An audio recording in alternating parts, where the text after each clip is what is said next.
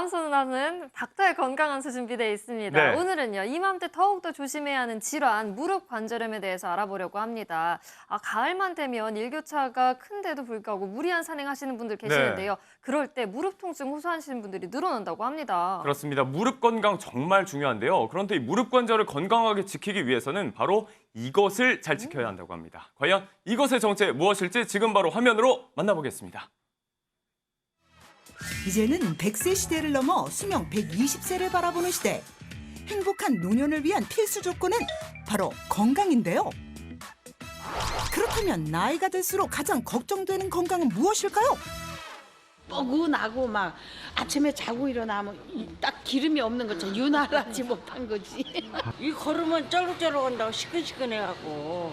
내려올 때는 아니 다리가 아파서 안 돼. 이렇게 뒷걸음질 쳐가지고 내려와야 돼. 다리 중에서도 어디가 아픈 거예요, 그게? 무릎이 아프지. 나이가 들수록 걱정인 무릎 관절. 무릎이 아파요. 무릎이. 키를 요만 잘라버리는데도 내려갈 때 무서워. 계단 내려가는 게 무서워. 특히 중년에 들어서면 무릎 관절 질환인 이것으로부터 자유로울 수 없다는데. 퇴행성 관절염은 극심한 통증과 보행 제한을 일으키는 만성 염증 질환입니다. 이게 심하게 되면 최악의 경우에는 치매나 협심증 같은 질환으로도 발생할 수 있다는 점입니다. 게다가 퇴행성 관절염으로 병원에 찾는 환자가 작년에만 약 400만 명.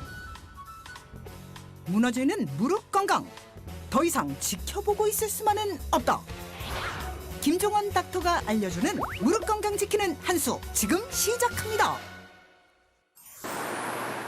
오늘의 닥터를 만나러 온 곳. 하지만 제작진보다 닥터와의 만남을 더욱 기다리고 있는 한 사람이 있는데요. 바로 권순남 씨입니다. 걷는 게 좀 제가 불편하신가요? 좀 많이 안 좋아 보이세요. 다리가 너무 아프다. 다리가 너무 아프다. 어디가 그렇게 아픈 건데요? 무릎이야, 무릎이.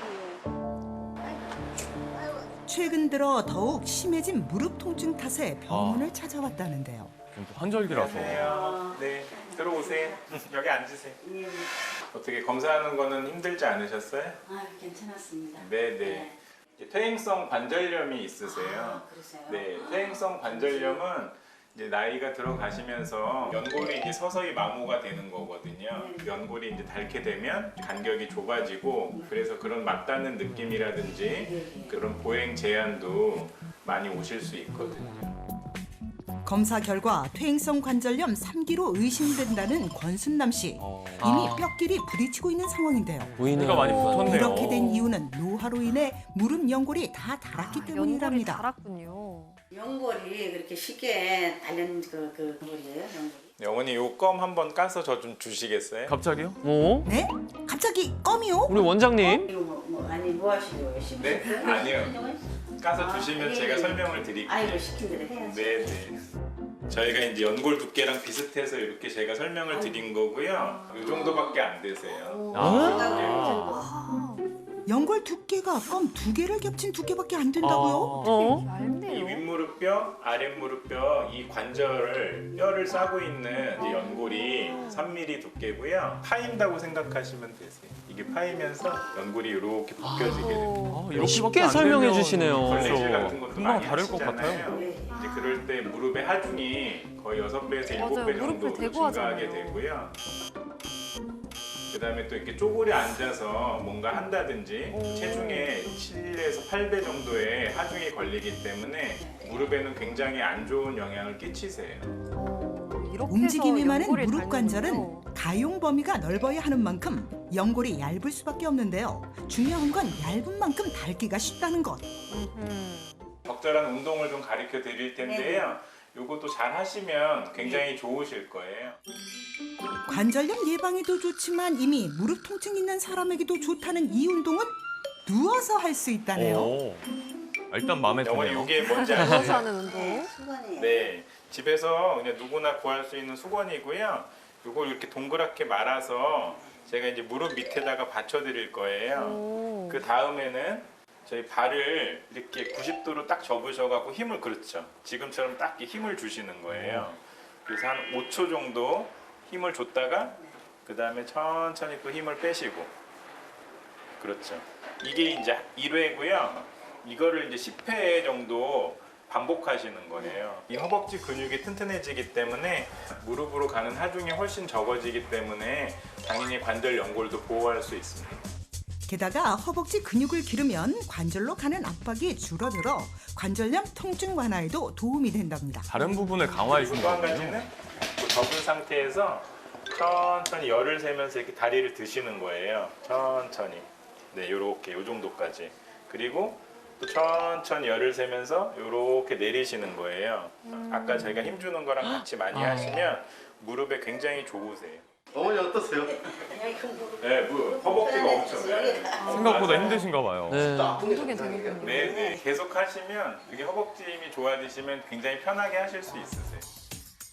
무릎이 아프다고 해서 운동을 못한다는 생각은 금물.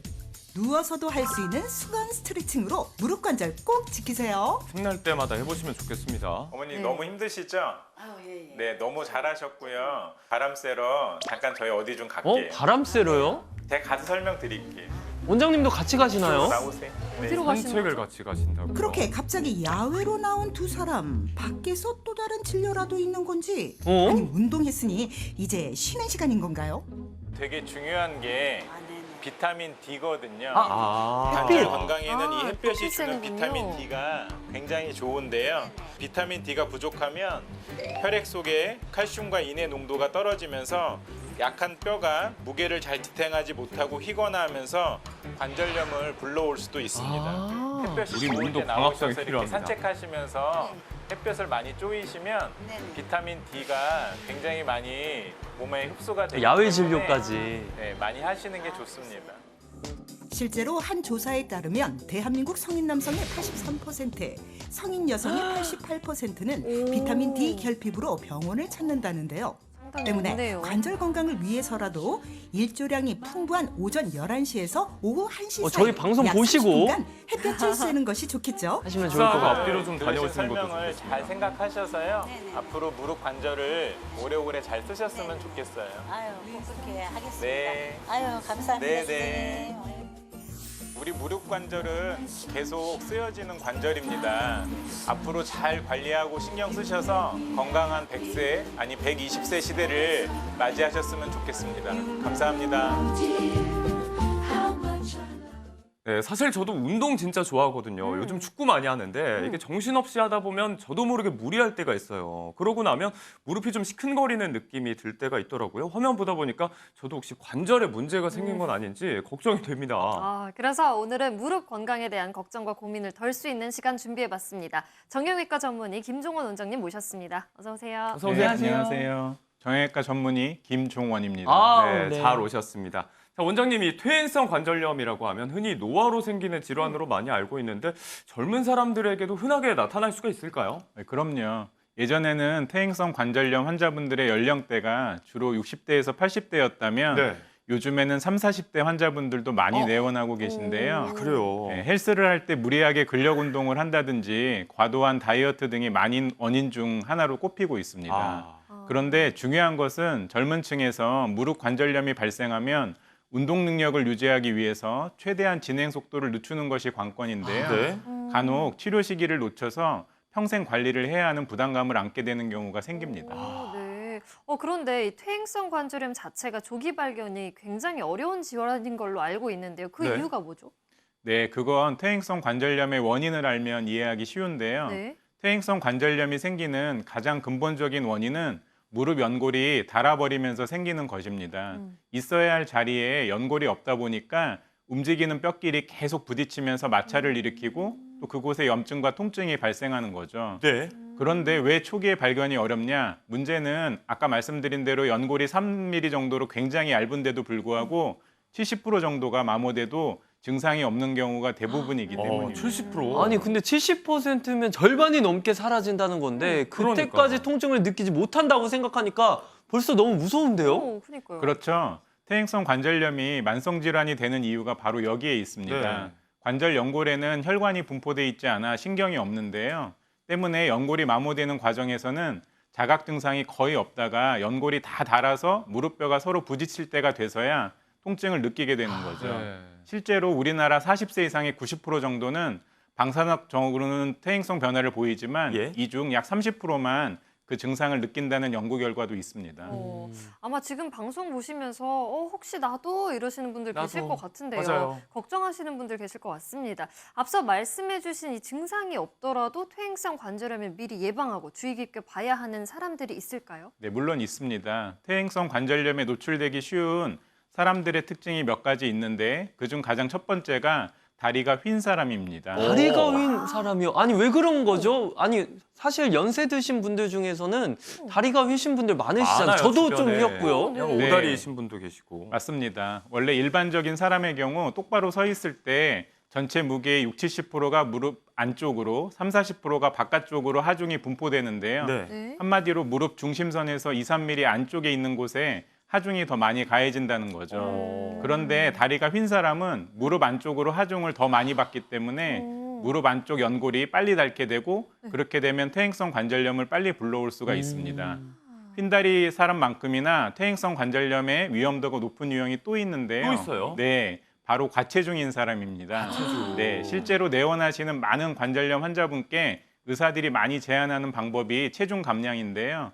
체중이 많이 나가면 그만큼 부하가 많이 걸려서 무릎 연골이 닳기가 쉽겠죠. 네. 게다가 과체중인 관절염 환자는 통증까지 더 심해지기 때문에 운동도 어려워 체중 감량도 쉽지 않은데요. 네. 그 말은 계속 악순환이 될 수밖에 없다는 아. 겁니다. 때문에 과체중이신 분들은 무릎 통증이 있다면 초기에 발견해서 걸을 수 있을 때 체중을 감량해 무릎 건강을 지키시는 것이 좋습니다. 자, 우리가 흔히 이제 비만이 만병의 근원이라고 이야기 많이 하잖아요. 무릎 관절에도 예외가 아니었습니다. 체중 관리 잘해야 될 것 같고요.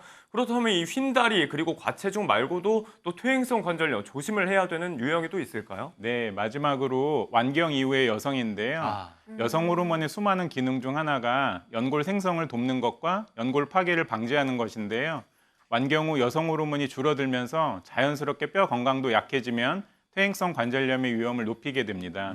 그래서 무릎에 통증이 느껴지는 5, 60대 여성이라면 관절염 진행 여부를 의심하고 검사를 받아보시는 게 좋습니다. 네, 휜다리 그리고 또 이제 여성인 분들, 완경이 끝나신 분들, 과체중이신 분들 더욱더 신경을 써야 될 것 같습니다. 자, 그렇다면 이 관절염 환자가 가장 많이 궁금해하는 것 중에 하나가 수술 시기인데요. 언제가 가장 적당할까요, 선생님? 네, 퇴행성 관절염에도 병기, 즉 질병 경과 시기가 특징에 따라 구분이 되는데요. 그 시기에 따라서 치료법이 달라집니다. 네. 무릎 연골의 25%가 다른 1기에는 물리치료와 운동요법 위주로 시행을 해서 진행 속도를 최대한 늦추는 치료가 들어가고요. 연골 마모가 50에서 75%가 진행된 2, 3기는 주사나 약물 치료를 먼저 권유드리는데 본인의 통증 정도나 일상의 불편함에 따라서는 수술을 진행하기도 합니다. 너무 아프시면. 네. 그리고 뼈와 뼈가 맞닿을 정도로 연골이 마모된 4기에는 통증의 정도가 산통과 맞먹는 정도로 심한데요. 이땐 더 이상의 보존적인 치료는 의미가 없기 때문에 네. 인공관절 치환술을 진행하는 경우가 많습니다. 아, 보존 치료가 의미가 없어요. 인공관절 치환술. 이게 정확히 어떤 치료인가요? 네, 인공관절 치환술은 말 그대로 본인의 손상된 연골이나 관절면, 연골판 등을 제거하고 금속의 보형물로 대체해 삽입함으로써 통증을 감소시키고 관절 기능을 회복시키는 수술입니다. 아, 그런데 제가 듣기로는 이 인공관절도 수명이 있다고 들었거든요. 평생 쓸 수 있는 건 아니죠, 원장님? 네, 현재 인공관절 수술 후 10년 사용률은 98%, 20년 사용률은 95% 정도로 알려져 있는데요. 네. 그래서 대부분의 의사는 인공관절의 수명을 15년에서 20년이라고 말을 하고 있습니다. 그러나 사실 인공관절의 수명은 환자분의 생활 습관이나 체중에 영향을 받기 때문에 체중 관리를 못 하신다거나 무리하게 관절을 사용하신다면 평균 수명보다도 짧게 사용할 수도 있고요. 반대로 체중 관리나 관절 관리를 잘 하신다면 오히려 평균 수명보다 더 긴 30년 이상도 사용할 수 있습니다. 연골하고 똑같네요. 네. 아, 사실 가장 좋은 건 인공관절보다는 내 관절을 건강하고 오랫동안 쓰는 거일 것 같은데요. 맞아요. 마지막으로 이 건강한 무릎 관절을 위해서 해주실 말씀이 있으시다면요? 네, 제가 누누이 환자분들께 말씀드리지만 무릎의 수명은 정해져 있습니다. 네. 내가 무리해서 쓰면 노면에는 한 발 한 발 내딛기가 힘드실 거예요. 그런데 지금은 괜찮아라고 생각 마시고 네. 미리미리 무릎을 조금 아끼면서 사용하시는 게 좋을 것 같습니다. 네, 오늘 좋은 건강 정보 알려주셔서 감사합니다. 네, 고맙습니다. 감사합니다. 감사합니다.